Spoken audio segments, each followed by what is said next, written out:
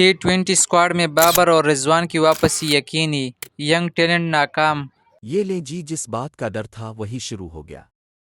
حسن نواز نے سنچری بنا لی ہے۔ بابر اعظم کا کیریئر ختم ہو گیا ہے۔ بابر اعظم کو کہا جا رہا ہے کہ بھائی وہ اپنی ریٹائرمنٹ لکھ دے کیونکہ حسن نواز آ گیا ہے۔ ایسا ہی کچھ کہا گیا تھا جب کامران غلام نے سنچری بنائی تھی، اور کئی لوگوں نے کہنا شروع کر دیا تھا کہ بابر اعظم اب ریٹائرمنٹ لے لے، اس کا متبادل آ گیا ہے۔ ایسا ہی دباؤ کامران غلام پر تھا، اور پھر اسے یہ کہہ کر ڈراپ کرنا پڑا کہ بھائی تمہاری فیلڈنگ اچھی نہیں ہے۔ اپنا بچہ حسن نواز، جو کہ پہلی 2 اننگز میں کچھ خاص اسکور نہیں کرتا، اس کے بعد ایک شاندار سنچری بناتا ہے۔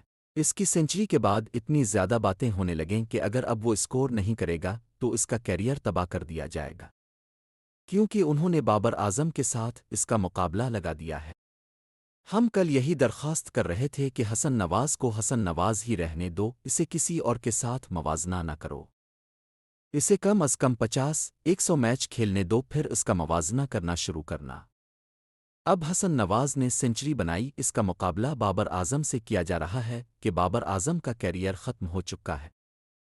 تو بابر اعظم کے فینس سامنے آئے اور حسن نواز کی سنچری کو بے وقت کر دیا کہ بھائی یہ کون سی سنچری مار لی، 2 اچھے شاٹس تھی، اس کے علاوہ کچھ خاص نہیں تھا۔ بابر اعظم کے خلاف بولنے والوں کو یہ بھی نہیں معلوم کہ بابر نے پاکستان کے لیے کیا ہے۔ ایک اننگز کی بنیاد پر موازنہ نہیں کیا جا سکتا۔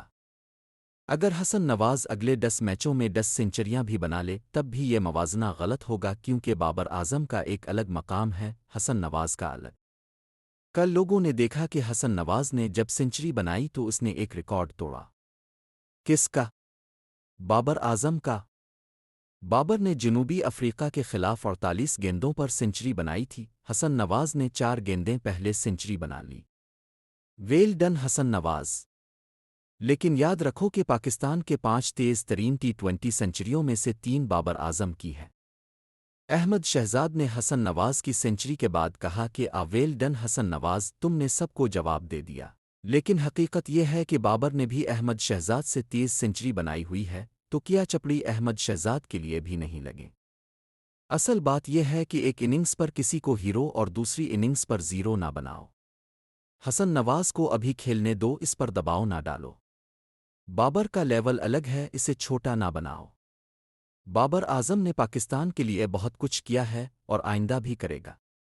اگر ٹیم بابر کے بغیر جیتتی ہے تو بابر کو بھی اس پر کوئی اعتراض نہیں ہوگا۔ بابر کو وہ وقت چاہیے جب اس کی واقعی ضرورت ہو۔ کل سرفراز احمد نے کہا کہ اگر مجھے آج بھی کسی T20 ٹیم میں بابر کو چننا پڑے تو وہ میری پہلی چوائس ہوگی۔